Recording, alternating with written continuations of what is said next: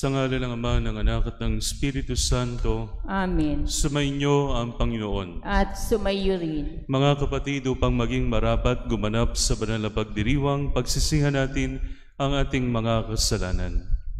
Sinugong tagapagpagaling sa mga nagsisisi, Panginoon, kaawaan mo kami. Panginoon, kaawaan mo kami. Dumating na tagapaganyaya ang mga makasalanay magsisi, Kristo, kaawaan mo kami. Kristo, kaawaan mo kami. Nakaluklukan sa kanan ng Diyos Ama para ipamagitan kami, Panginoon, kaawaan mo kami. Panginoon, kaawaan mo kami. Kaawaan tayo ng makapangyarihang Diyos, patawarin tayo sa ating mga kasalanan at patnubayan tayo sa buhay na walang hanggan. Amen. Papuri sa Diyos sa kaitaasan. At sa luma'y kapayapaan sa mga taong kinalulugan niya. Pinupuri ka namin, pinarangan ka namin, sinasamba ka namin, pinasasalamatan ka namin. Dahil sa dakila mo, aking kamurihan, Panginoong Diyos, Hari ng langit, Diyos amang makapangyarihan sa lahat.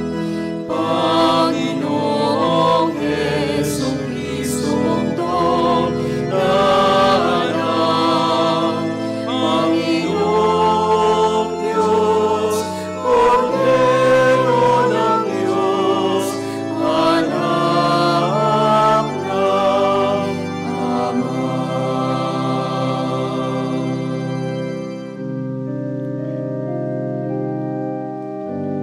Ikaw na nagalis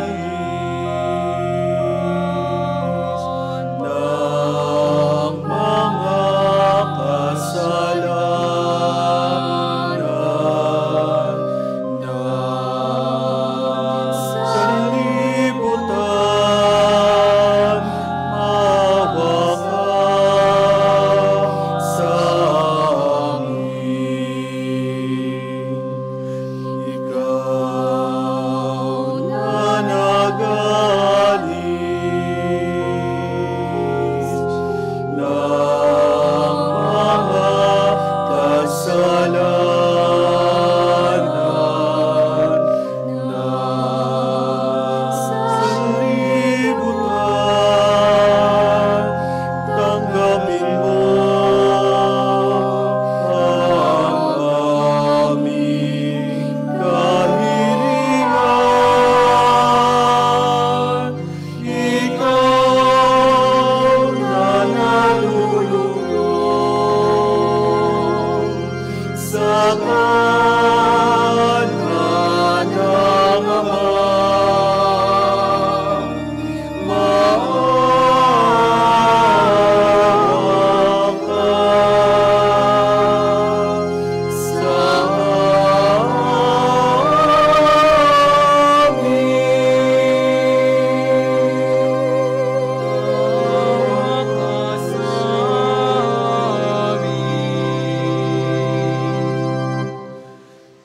sapagkat ikaw lamang ang banal, ikaw lamang ang Panginoon, ikaw lamang o Jesucristo ang kataasan, kasama ng Espiritu Santo,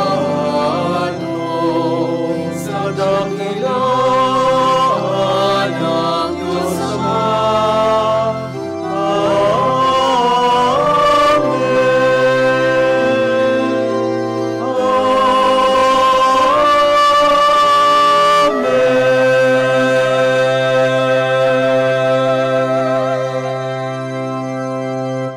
Manalangin tayo. Ama naming makapangyarihan, itinakda mo ang lahat ng mga utos mo ay mauwi sa pag-ibig sa iyo at sa kapwa-tao. Ipagkaloob mong sa pagtalima namin sa mga ito, kami paging dapatin mong sumapit sa buhay na walang katapusan, sa pamamagitan ni Jesucristo kasama ng Espiritu Santo, magpasawalang hanggan. Amen.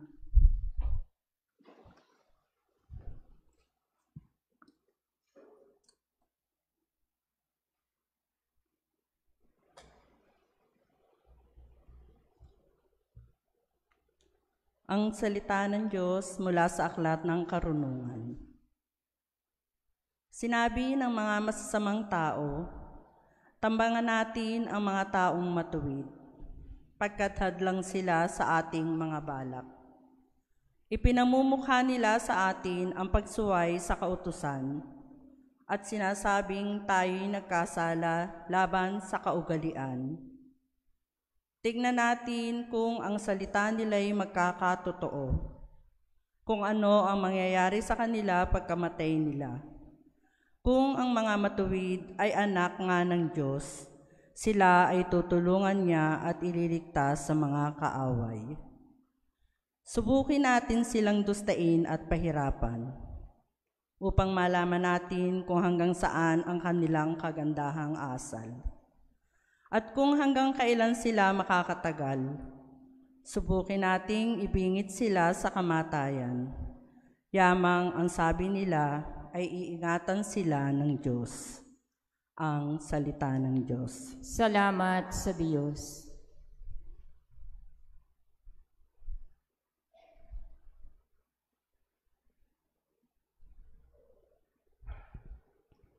Ang Diyos ang siyang tumutulong at sa akin nagtatanggol.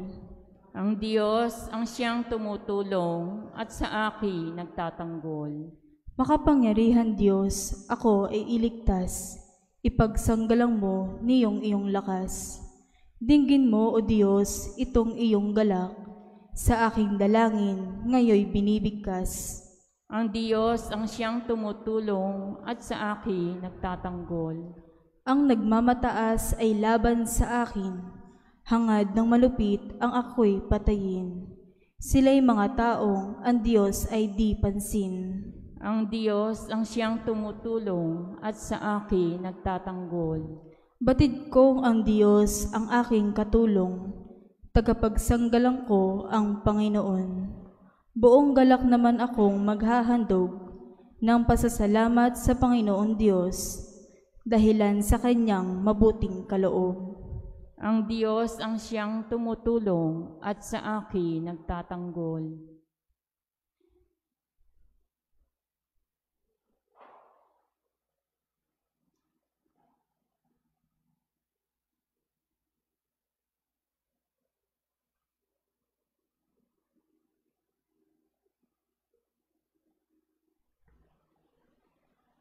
Ang salita ng Diyos mula sa sulat ni Apostol Santiago. Mga kapatid, saan man naghahari ang inggit, ang makasariling hangarin, maghahari din doon ang kaguluhan at lahat ng uri ng masasamang gawa. Ngunit ang may karunungang mula sa Diyos, una sa lahat, ay may malinis na pamumuhay. Siya'y maibigin sa kapayapaan, mahinahon, mapagbigay, mahabagin, at masipag sa paggawa ng mabuti.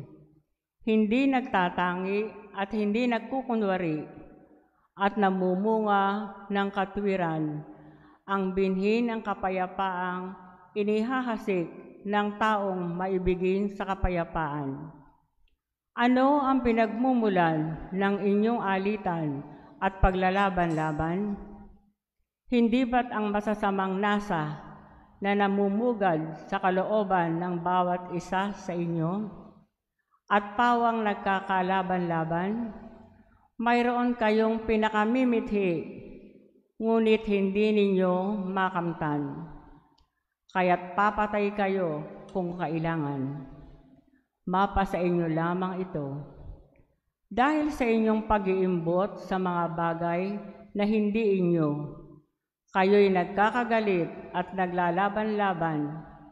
Hindi ninyo nakakamtan ang inyong minimithi, sapagkat hindi kayo humihingi sa Diyos.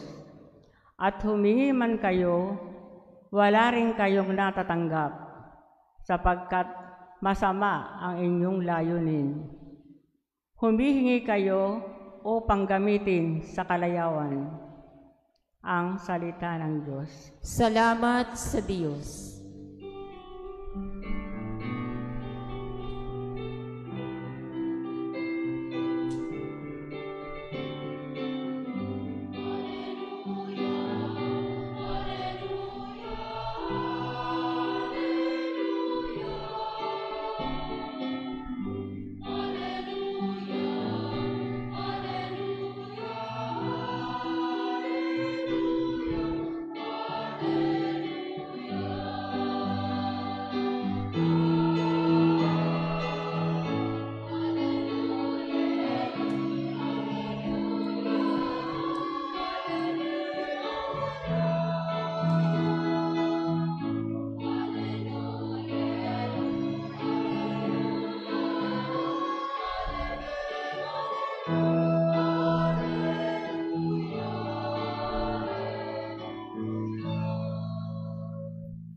Sumainyo ang Panginoon. At sumayo rin. Ang mabuting balita ng Panginoon ayon kay San Marcos. Papuri sa iyo, Panginoon.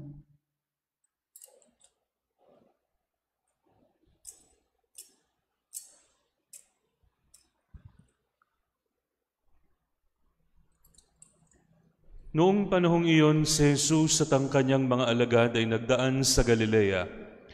Ayon ni Jesus na malaman ito ng mga tao sapagkat tinuturuan niya ang kanyang mga alagad. Sinabi niya, ang anak ng tao ay ipagkakanulo at papatayin, ngunit muling mabubuhay sa ikatlong araw. Hindi nila nauunawaan ang sinabi niya, ngunit natatakot naman silang magtanong sa kanya, at dumating sila sa Capernaum. Nang sila'y nasa bahay na, tinanong ni Jesus ang kanyang mga alagad, ano bang pinagtatalunan ninyo sa daan? Hindi sila kumibo, sapagkat ang pinagtatalunan nila'y kung sino sa kanila ang pinakadakila. Naupo si Jesus, tinawag ang 12 at sinabi, ang sinumang nagnanais maging una ay dapat maging huli sa lahat at maging lingkod ng lahat. Tinawag niya ang isang maliit na bata at pinatayo sa harapan nila. Pagkatapos kinalong niya ito at sinabi, ang sinumang tumanggap sa isang maliit na batang tulad nito, alang-alang sa akin, ay tumatanggap sa akin. At sinumang tumanggap sa akin, hindi ako ang kanyang tinatanggap, kundi ang nagsugo sa akin. Ang mabuting balita ng Panginoon. Pinupuri ka namin, Panginoong Hesukristo. Sa ngalan ng Ama, ng Anak at ng Espiritu Santo. Amen. Mga kapatid, nakasisiguro po ako na lahat tayo ay natanong na anong gusto mong maging paglaki? Anong gusto mong maging paglaki? Yan ang laging tinatanong sa mga maliliit na bata. At lahat tayo mga kapatid may pangarap at may pangarap na umunlad sa buhay. Ang tawag po dyan mga kapatid ay yung upward mobility. Na habang tayo ay tumatanda, nagkakaedad, tayo ay umuunlad at gumiginhawa sa buhay. Pangarap natin yan para sa ating mga sarili at pangarap natin yan para sa ating mga mahal sa buhay. Pero mga kapatid, naturally, ang tao rin ay mainggitin. Sa ating ikalawang pagbasa, tahasang sinabi ni St. James na merong ilang mga Kristiyano na mga maiinggitin kapag kami umuunlad. At siguro mga kapatid, naranasan na rin ninyo yan, na kapag kayo umunlad sa buhay, may mga matang nakatingin. Pagka merong biniling bago, ay, makabili ka ng bagong sasakyan. Ay, nakapagtrabaho ka sa ganun. Uunlad na hindi na namamansin. Dati binabati ako niyan, ngayon hindi na nagtatrabaho na sa ibang bansa, akala mo kung sino na may mga ganyan. At totoong nangyayari. Pero mga kapatid, pinapaalalahanan tayo ng mga pagbasa na we have to be careful with these two extremes. sa sobrang ambisyon at sa sobrang pagiging mainggitin. Pinapaalala sa atin, mga kapatid, ni St. James sa ikalawang pagbasa na pangalagaan natin ang ating kapayapaan. Asang paraan na para pangalagaan ang ating kapayapaan sa pagkakaroon ng ambisyon at pagkakaroon ng pag-unlad ng ibang tao, yung ating appreciation na yung ating attitude na maging mababang loob. Pwede kang umunlad nang ikaw ay mababang loob. Pwede kang umasenso na ikaw ay mababang loob. Pwede kang mag-appreciate sa pag-unlad ng ibang tao na ikaw ay mababang loob. Mga kapatid, bilang mga Kristiyano, naniniwala tayo na kahit malaglag ang mga braso natin katatrabaho, kung hindi gusto ng Panginoon sa panahon ngayon na tayo bigyan ng biyaya na hinihiling natin, hindi niya ibibigay yan. Kaya kung ano man ang tinatamasa natin ngayon, iyan ay bunga hindi lamang ng ating sariling pagsisikap, kundi ng kanyang biyaya. Kaya kinakailangan tayong maging mapagkumbaba. The remedy to excessive upward mobility is humility. Humility. Kung gusto natin na maging matahimik ang ating buhay, maging mababang loob tayo at huwag tayong masyadong magiging mayabang kung tayo nakaangat-angat na ng kaunti. At kapag tayo naman ay medyo nahuhuli ng konti, let's learn to appreciate the blessings that other people receive. Magpasalamat tayo sa Diyos pag nakita natin na yung kapitbahay natin ay may aircon na, may kotse na, nakapagtapos na ng pag-aaral ng mga anak, at marami pang iba. Huwag maging mainggitin, maging mababang loob. Mga kapatid, sa pagpapatuloy po ng ating banal na pagdiriwang, magpasalamat tayo sa Diyos sa patuloy na biyaya na tinatanggap natin galing sa Kanya. At kung ano man po ang mga natanggap natin, panalangin din natin na huwag itong pumasok at magpalaki sa ating mga ego at sa ating mga ulo. Lahat ay galing sa Kanya, lahat ay nagmumula sa Kanya. Tayo'y tumatanggap lamang. Sa ngalan ng Ama, ng Anak, ng Espiritu Santo. Amen. Ipahayag natin ang ating pananampalataya. Sumasampalataya ako sa Diyos amang makapangyarihan sa lahat, na may gawa ng langit at lupa. Sumasampalataya ako kay Jesucristo, iisang anak ng Diyos, Panginoon nating lahat. Nagkatawan tao siya dalang ng Espiritu Santo, pinanganak ni Santa Mariang Birhen, pinagpakasakit ni Poncio Pilato, pinako sa krus, namatay, nilibing, nanaog sa kinaroroonan ng mga yumao, nang may ikatlong araw na buhay namang muli, makyat sa langit, naluklok sa kanan ng Diyos, Ama makapangyarihan sa lahat. Doon magmumulat paririto at huhukom siyang bubuhay at namatay na tao. Sumasampalataya naman ako sa Diyos Espiritu Santo, sa banal na simbahang Katolika, sa kasamahan ng mga banal, sa kapatawaran ng mga kasalanan, sa pagkabuhay namang muli ng matay na tao, at sa buhay na walang hanggan. Amen. Sa bawat panalangin po ang ating itutugon, Banal na Guro, ilapit mo kami sa iyo. Banal na Guro, ilapit mo kami sa iyo. Ang mga naglilingkod sa simbahan, pariman o laiko, upang nasain nila ay ang makapaglingkod at hindi ang mauna kaysa sa iba. Manalangin tayo sa Panginoon. Banal na Guro, ilapit mo kami sa iyo. Ang mga namumuno sa pamahalaan at naglilingkod sa gobyerno upang huwag silang maghangad na magkamal ng salapi at yaman, kundi maibigay ang tunay na paglilingkod sa bayan. Manalangin tayo sa Panginoon. Banal na Guro, ilapit mo kami sa iyo. Ang lahat naway bigyan ng Diyos ng biyaya at kapatawaran at pagbabalik loob ng kagalingan ng mga may sakit at hinanakit na dulot ng pagkakahiwalay at pag-aaway. Manalangin tayo sa Panginoon. Banal na Guro, ilapit mo kami sa iyo. Ang mga matatanda, mga nalulumbay, mga may kapansanan at mga may sakit, naway mapalakas sa alab ng ating pagkalinga at presensya. Manalangin tayo sa Panginoon. Banal na Guro, ilapit mo kami sa iyo. Ang ating mga yumaong kaibigan na nauna na sa atin, naway makabahagi ng kapayapaan at kaligayahan ng paghahari ng Diyos. Manalangin tayo sa Panginoon. Banal na Guro, ilapit mo kami sa iyo. Makapangyarihang Ama, tulungan mo kaming tingnan ang lahat ng tao ayon sa iyong pagtingin. Bigyan kami ng lawak ng kaisipan at kabutihan ng puso upang tanggapin ang anumang kabutihan saan man ito nagmula, sa pamamagitan ni Jesucristo ang aming Panginoon, ngayon at magpasawalang hanggan. Amen.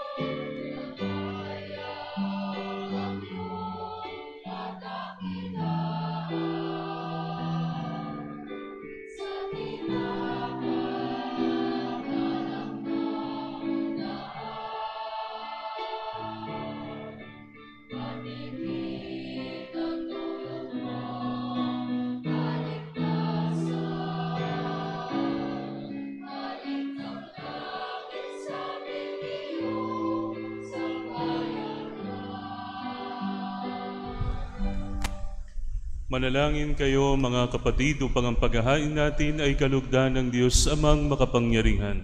Tanggapin nawa ng Panginoon ito paghahain sa iyong mga kamay, sa kapurihan niya at karangalan, sa ating kapakinabangan at sa buong sambayanan niyang banal.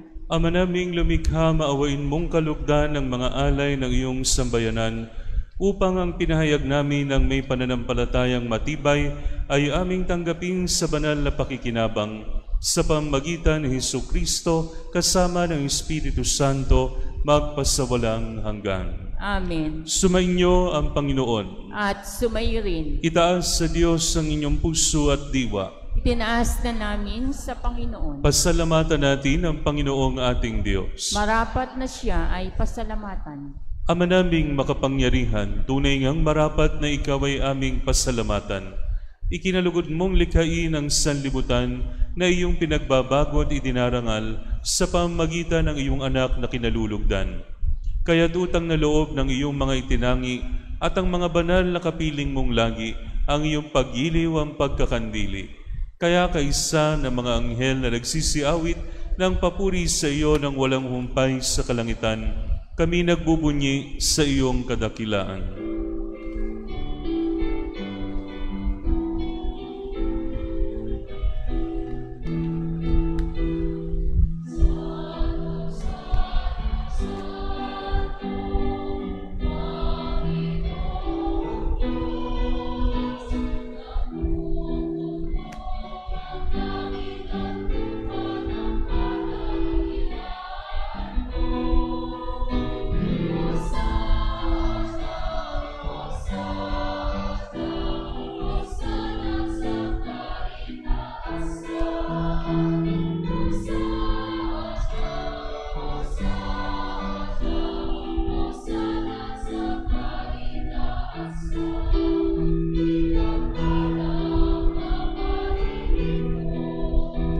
Sa ngalan ng Panginoon, Hosana, Hosana, Hosana sa kaitaasan.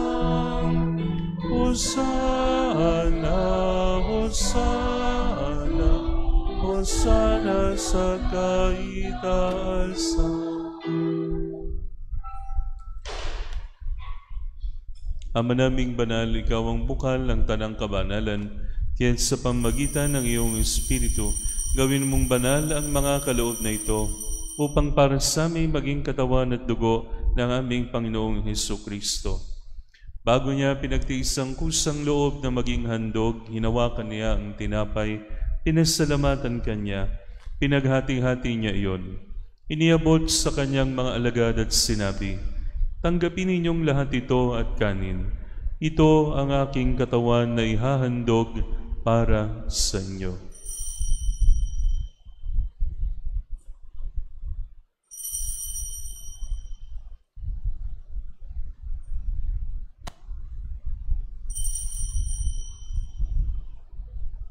Gayun din naman nung matapos ang hapunan, hinawakan niya ang kalis, muli kanyang pinasalamatan.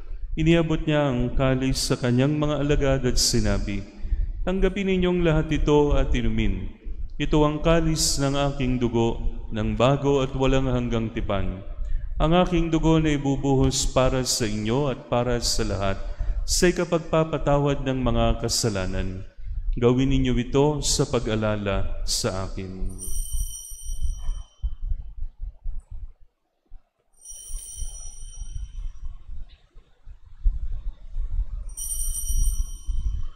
Ipagbunyi natin ang misteryo ng pananampalataya.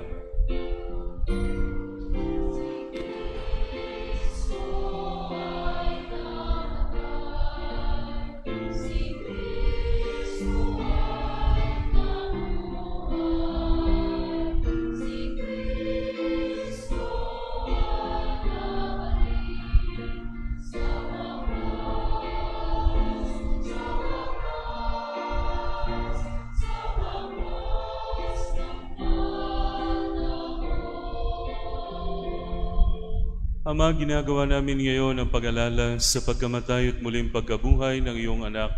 Kaya tiniaalay namin sa iyo ang tinapay na nagbibigay buhay at ang kalis na nakakaloob ng kaligtasan.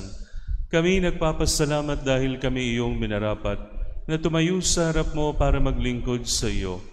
Isinasamo namin kaming magsasalo-salo sa katawan at dugo ni Kristo ay mabuklod sa pagkakaisa sa pamamagitan ng Espiritu Santo.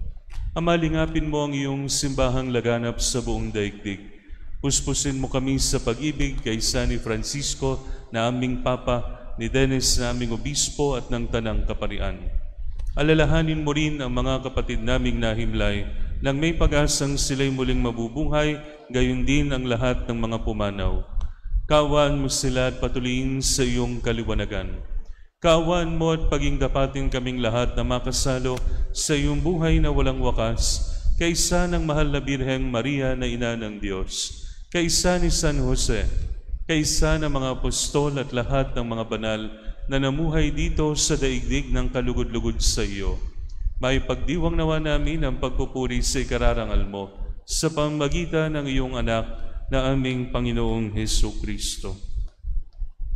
Sa pamamagitan ni Kristo, kasama niya at sa Kanya, ang lahat ng parangal at papuri ay sa iyo, Diyos amang makapangyarihan, kasama ng Espiritu Santo, magpasawalang hanggan.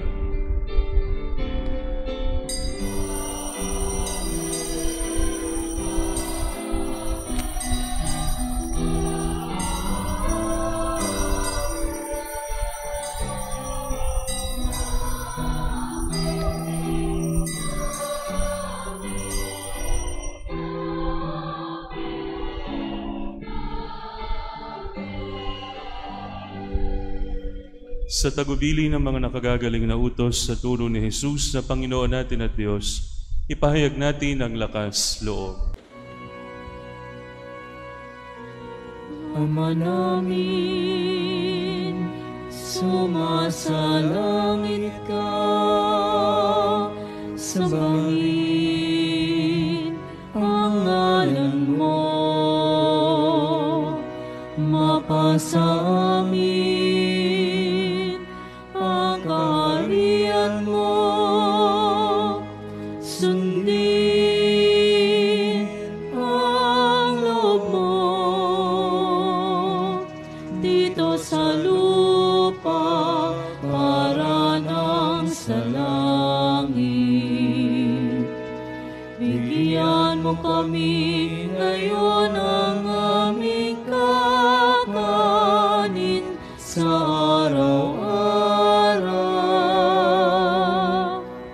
at patawarin mo kami sa aming mga sala para ng pagpapatawad namin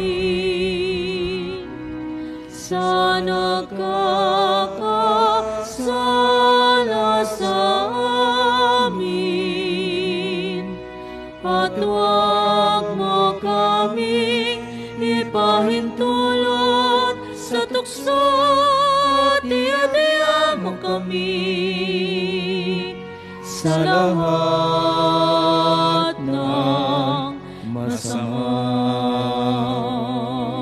Hihiling namin kami adya sa lahat ng masama, pagkalooban ng kapayapaan araw-araw, iligtas sa kasalanan at ilayo sa lahat ng kapahamakan, samantalang aming pinananabikan ang dakilang araw ng pagpapahayag ng tagapagligtas naming si Jesucristo.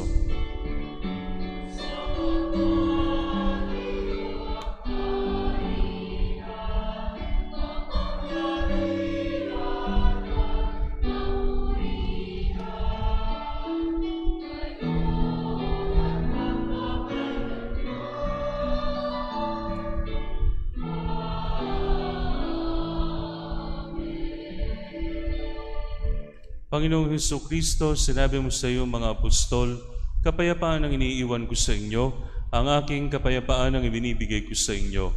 Tunghayan mo ang aming pananampalataya at huwag ang aming mga pagkakasala.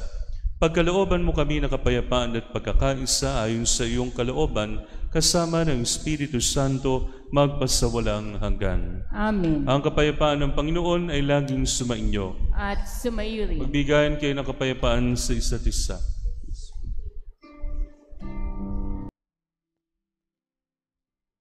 Kordero ng Diyos na nag-aalis ng mga kasalanan ng sanlibutan, maawa ka sa amin.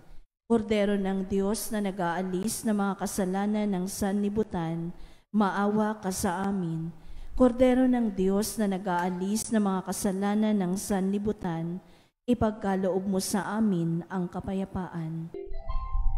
Ito ang kordero ng Diyos, ito ang nag-aalis sa mga kasalanan ng sanlibutan, mapalad ang mga inaanyayahan sa kanyang banal na piging.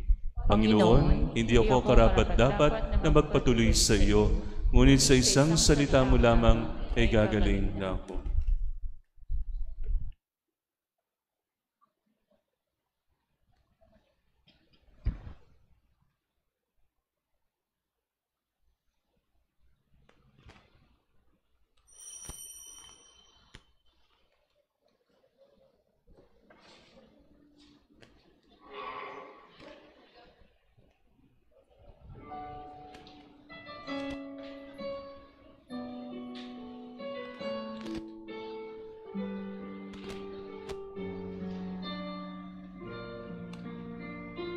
na pakikinabang ay patuloy mong kaawaan at tulungan upang ang aming tinanggap ay siya nawang umiral sa pamumuhay namin sa araw-araw, bunga ng iyong pagtubos sa aming pinagdiriwang sa pamagitan ni Jesucristo kasama ng Espiritu Santo magpasawalang hanggan. Amen.